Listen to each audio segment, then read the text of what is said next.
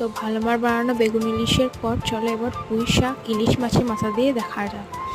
তো প্রথমে কড়াইয়ের মধ্যে তেল পাঁচফোড়ন দেওয়ার পর এই যে কুমড়ো কচু এগুলোকে একটু ভালোভাবে ভেজে নিয়েছিল।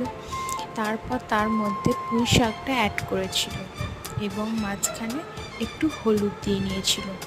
তারপর একটু শাকটা একটু সেদ্ধ হয়ে যাওয়ার পর নুন এবং পরিমাণ মতন চিনি দিয়েছিল।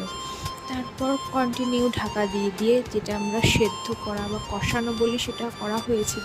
আর এখানে তো বাইরে থেকে কোনো জলের প্রয়োজন হয় না। তো তারপর যখন একটু ফুটে যায় মাছের মাথাগুলো আগে থেকে ভেজে রেখে সেগুলোকে দেওয়া হয় এবং ভেঙে ভেঙে দেওয়া হয় যাতে ভালো করে মিশে যায়। অত্যন্ত কম উপকরণ দিয়ে কিন্তু ভালো খুব সুন্দর সুন্দর রান্না করে, তারই মধ্যে দুটো তোমাদেরকে শেয়ার করলাম। তো ইলিশ মাছের মাথা দিয়ে পুঁই শাক তো অনেকেই খেতে ভালোবাসো। তো ঝটপট জানিও কেমন লাগলো। টাটা।